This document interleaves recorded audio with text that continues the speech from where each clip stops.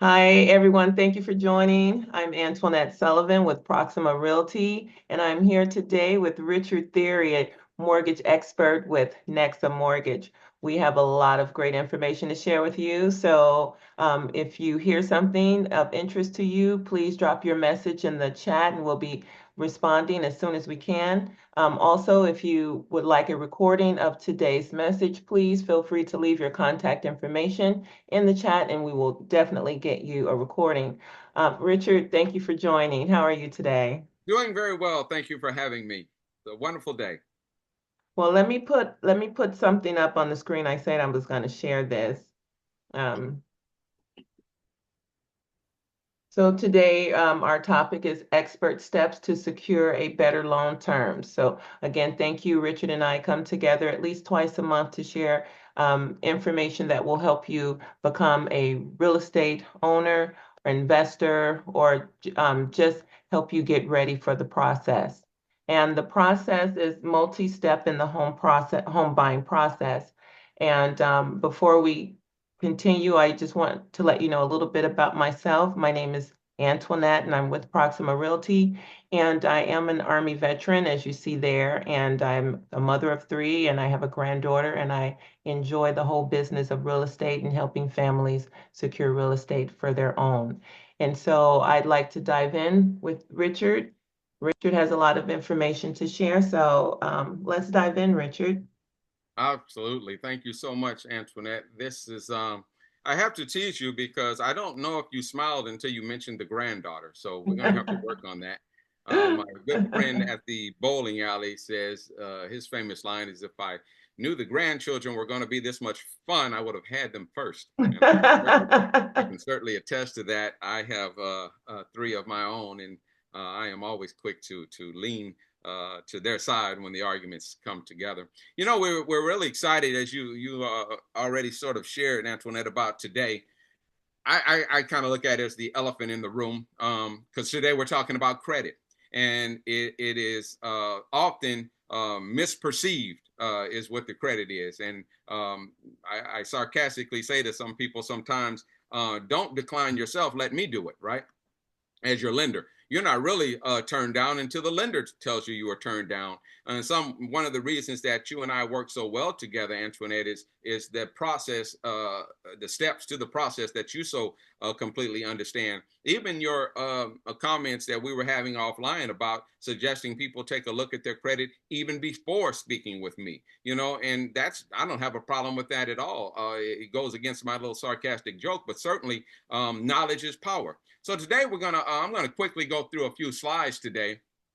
I am just going to share with you some thoughts that I had put on paper and just kind of go through these with you. And we're talking about credit, and we're talking about what I'm calling credit 101. Let me fix that for you right quick.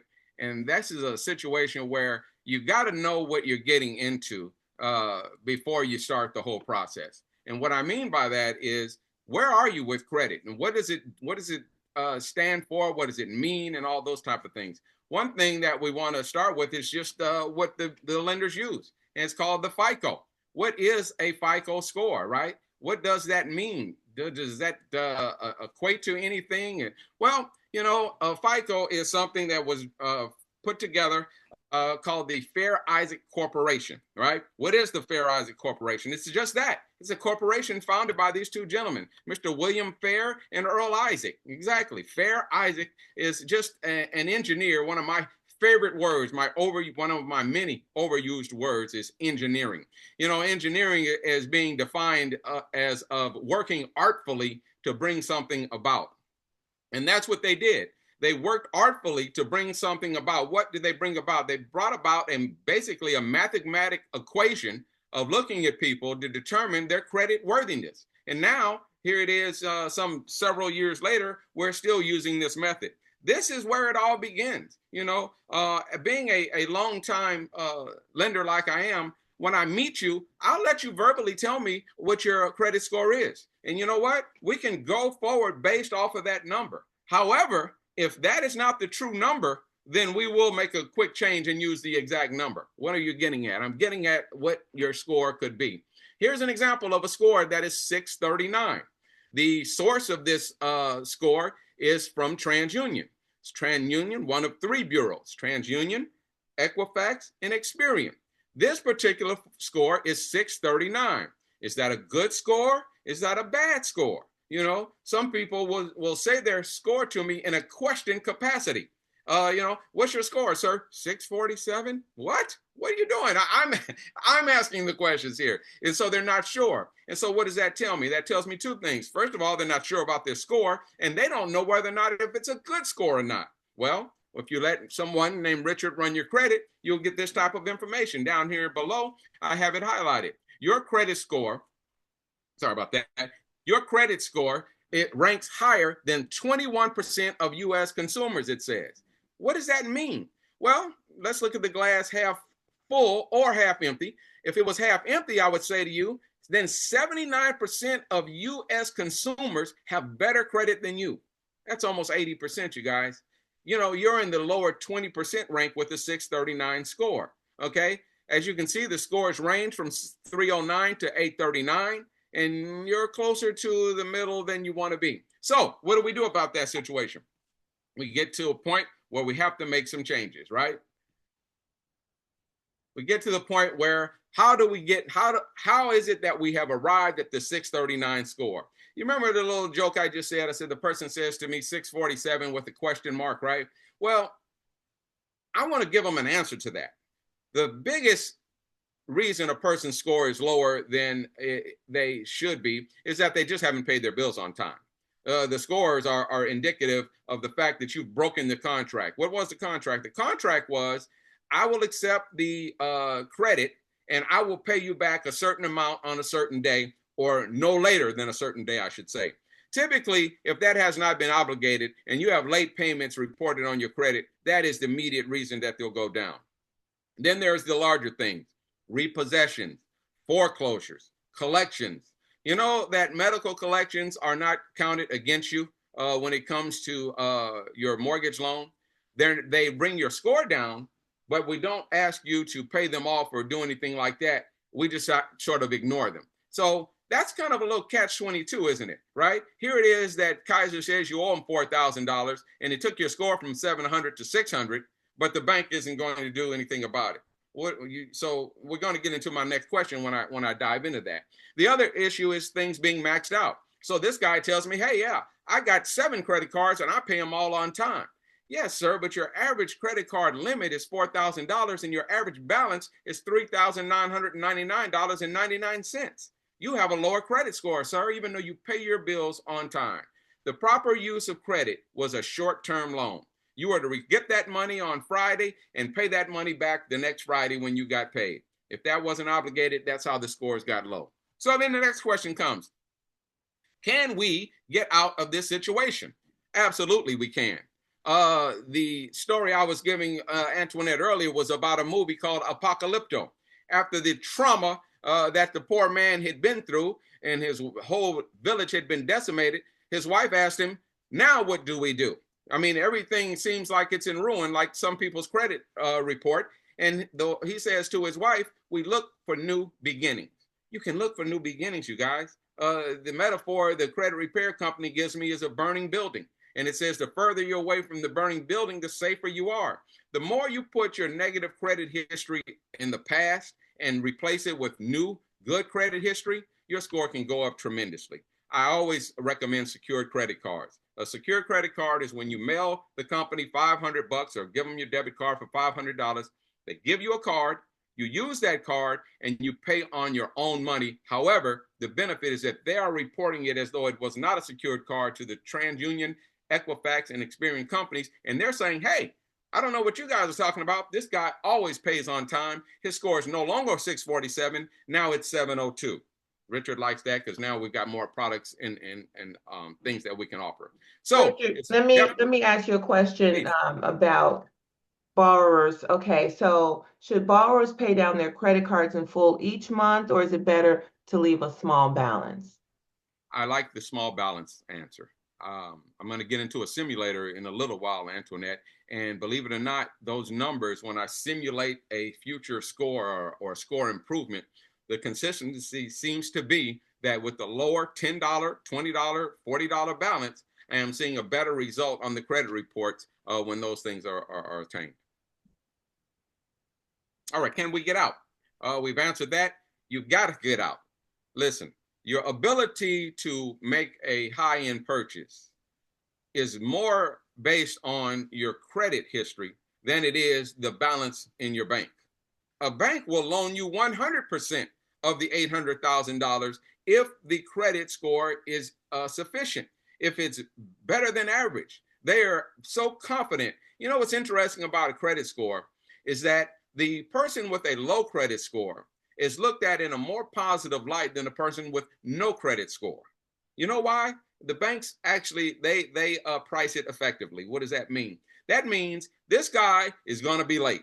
He's got a 612 credit score. He's probably going to be late.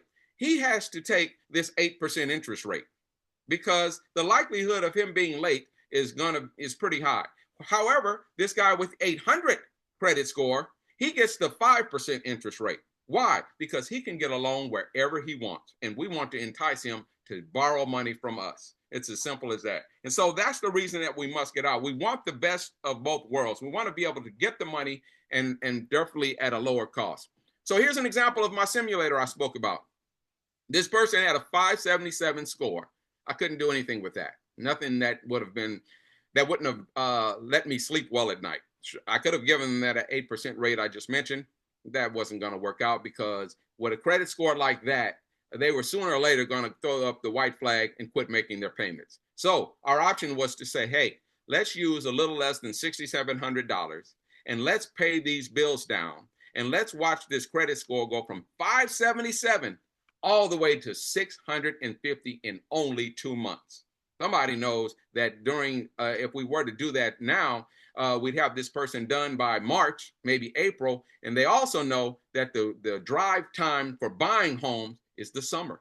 These folks would be ready to buy by the summer. And with that credit score, we could get them down payment assistance and the whole nine. Isn't that awesome? All right. So things to watch out for. Watch out for those doggone student loans. I tell you, they are quick to tell you, don't worry about it. You can pay us later. And that's fine. And I'm glad that, that helps you with your monthly money sourcing and whatnot. And so you don't have to be obligated to pay it. However, the bank does not ignore them.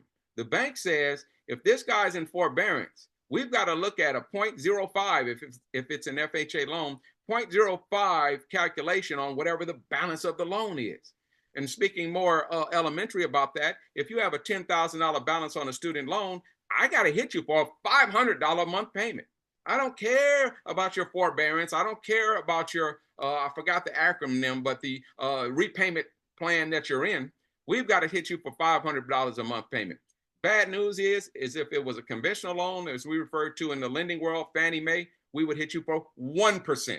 So with a $10,000 balance, I would have to hit you up for a $1,000 monthly payment for your student loan. So just be careful with those. And the other thing I joke with, made Antoinette laugh, was having all my things in my mama's name. Do not let someone else use your name. I am sorry. That is the last thing that you want to do. Sometimes when my folks don't qualify, and they'll ask me, they'll say, hey, what if I get a cosigner? I says, yeah, that would work. I said, I just think of my own family and my own circles of friends. I don't know a person that's out there sitting around waiting to become a signer on a mortgage loan. That's a tough ask. You know what I'm saying? And so, sure, you'll get that help, but you would do better having that person give you money than you would trying to put them on your home loan. So don't you do that either.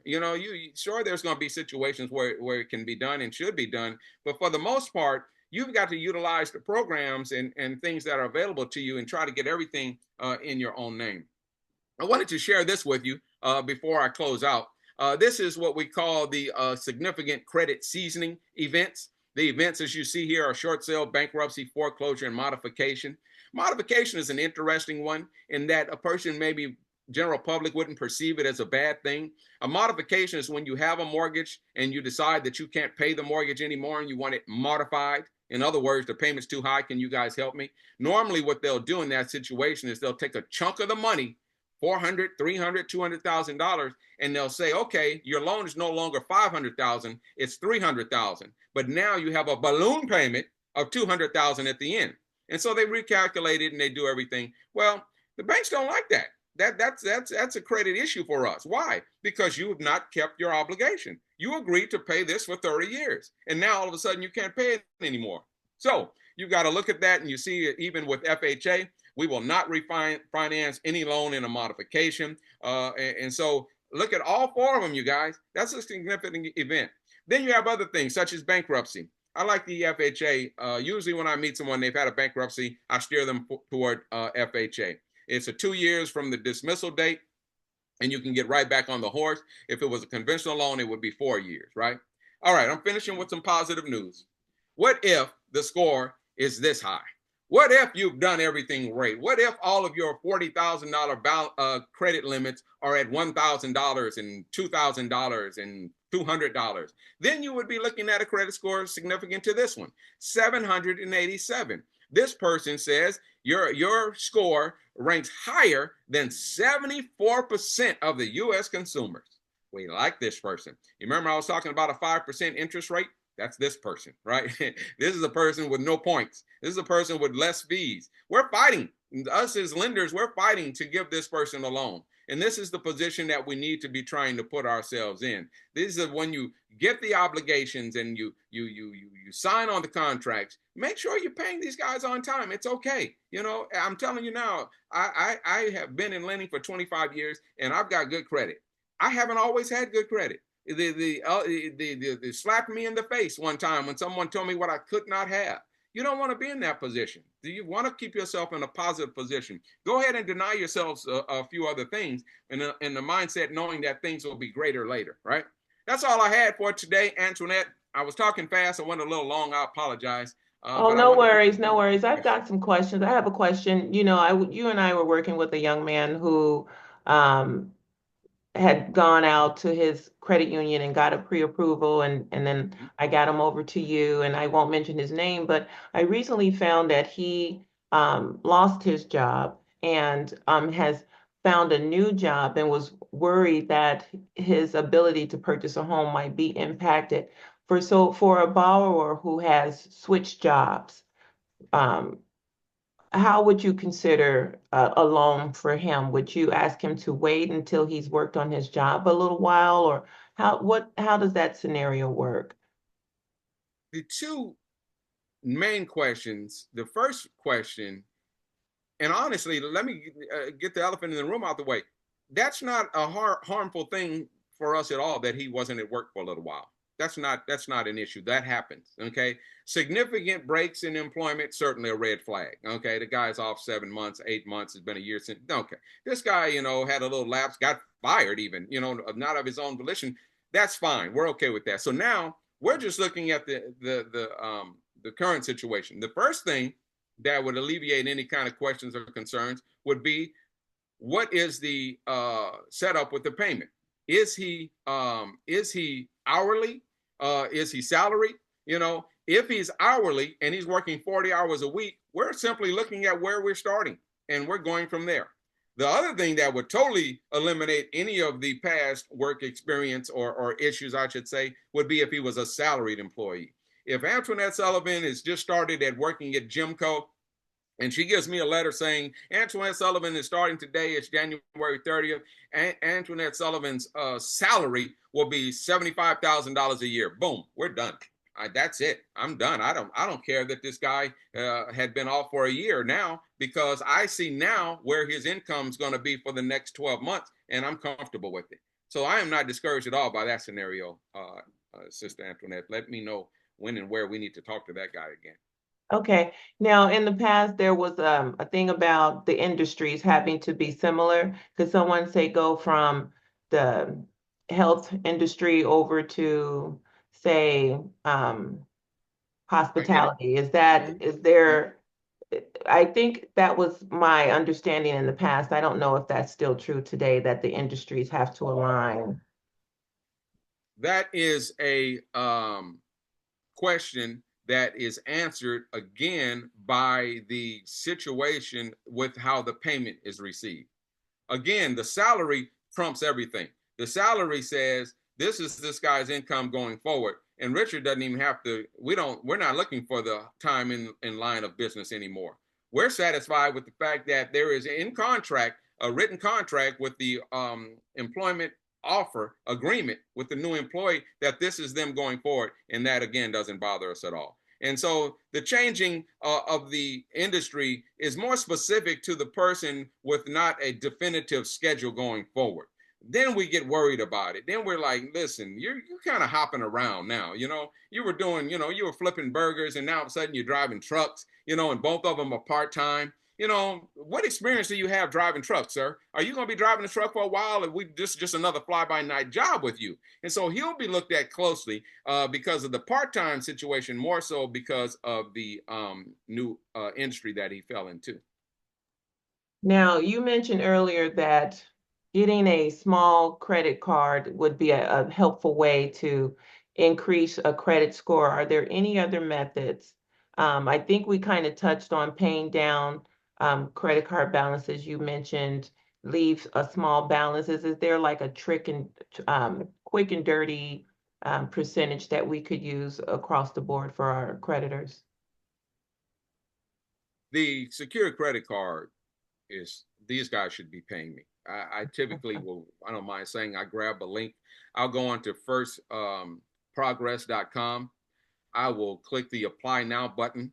I will right click the URL and I will send it to people and say, use these people. I'm not too proud to say my own family members have used these people, and we will mail them $300. We will give them a debit card for $300, Antoinette. They will sit that card in the next 2 weeks, and I will tell people when you are walking into the Chevron and Arco stations paying for gas before, do not do that. Change your behavior. I now want you to use this card from First Progress, but remember, you had the cash because you always paid cash for this. I want you to hold that cash, show some discipline, and when the bill comes and the card statement comes and says that 50 or 60 or $70 of gas is on that card, I want you to take that $70 and I want you to pay it. Okay, the balance is going to be higher than 70 because they're charging you interest. I'm okay with that. You can leave the interest and let it ride. But now, First Progress has told Experian, they've told Equifax, and they've told TransUnion that this guy's got a $300 card and he's keeping his balance less than 50 bucks. He is golden. Oh, 1 month of history. Wow. 2 months of history. I showed you the example of the simulator. That 577 score went to 650 in 2 months. I'm telling you, these people have short memories, man. And so we want to leverage that. And these are the kind of some of the stuff, here it is. We just finished the election. These are some of the things that people fight and don't like when other people take advantage of these type of loopholes. And I say down in Parkchester Village in Richmond, we'd say, don't hate the player. Sorry, hate the game. You probably wanted to stay away from me Oh bonding no, something. you always speak how we understand. We all understand Speak the that. language. I just wanted, and one more thing about credit. Sometimes we might forget to pay a bill. And I'm speaking from my own experience. When I Absolutely. purchased my own house, I was so excited, and I was told, "Oh, you skipped a bill payment to Kohl's, a credit card I hardly ever use." So it would, but anyway, it required me to wait out 6 more months so that I Wow. would have 12 months of consecutive Right. timely payments. Right. Is that still true today? It's very painful. It is. It is. It is a big issue. And here's the thing that someone taught me in a credit class: the Coles are worse than the mortgages. What do you mean? You know why, Antoinette? I can see you not having $3,500, right? Okay. Why didn't you have the $29? You see how the creditor looks at that? And so, yeah, that is a huge thing. And so, listen, if it's so minimal, sorry to be hard on you here, if it's so minimal, then put it on auto pay. Give them your banking information. In that way, what they say, if you stay ready, you don't have to get ready, right? And so that's just the answer to those type of things. Because again, the bank is saying, the smaller accounts are the ones that should never have an issue, because it wasn't about the amount they needed to be paid. We can understand you're not paying 35, but you didn't pay the 29. So yes, it is still an issue. I ran by a gentleman's house yesterday with his credit report, and he talked about his credit, and he was really shocked that it had gone down so much. And he kept pointing out a late payment in May of 2023, and I kept saying I don't care about that. And he goes, yeah, but I want that fixed. I want that taken off. I said, I don't care about that. So finally, Jim, don't talk about that 523 late payment ever again. Do you understand me? So we finally got him past it, and it turned out to be a $3,000. This is a good story, Antoinette. It turned out to be a $3,000 collection on his credit report. And so what had happened, this dude had a very large line of credit, and it had been reduced significantly, and he had been using the line. And so I just finally told Jim, I said, you should just pay the $3,000. Oh, he hit the ceiling. He says, what do you mean? I don't owe him the money, blah, blah, blah. I said, but Jim, fight with them off camera. Pay him the $3,000, get your credit report to show that you no longer have a collection for $3,000 because you have absolutely no other flaws, and fight with them off camera. Don't fight with them on the set here where everybody can see and the $3,000 exists, because you would be able to borrow $30,000 more dollars if you didn't know the $3,000 debt.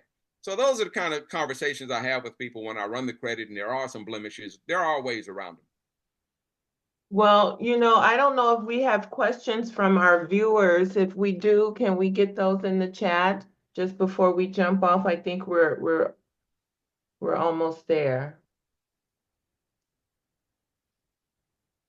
No questions? Richard, it's always a pleasure to have you. Can you see my screen with our contact information? I Okay, certainly so can. anyone on today, if you want to get with us later on, those QR codes, mine will take you to my website. Richard's will take you to his Apply Now platform where you can begin working on your pre-approval. And again, thank you for joining, Richard.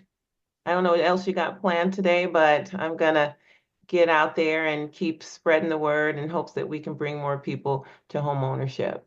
Absolutely. Yeah, and I will continue to pound the pavement as you and I do, Antoinette. And I look forward to reconvening with you in 2 weeks right here again. And then perhaps, I'd like us to work up to the summer month and where things are nicer and warmer outside, and perhaps we can get one done live for the people.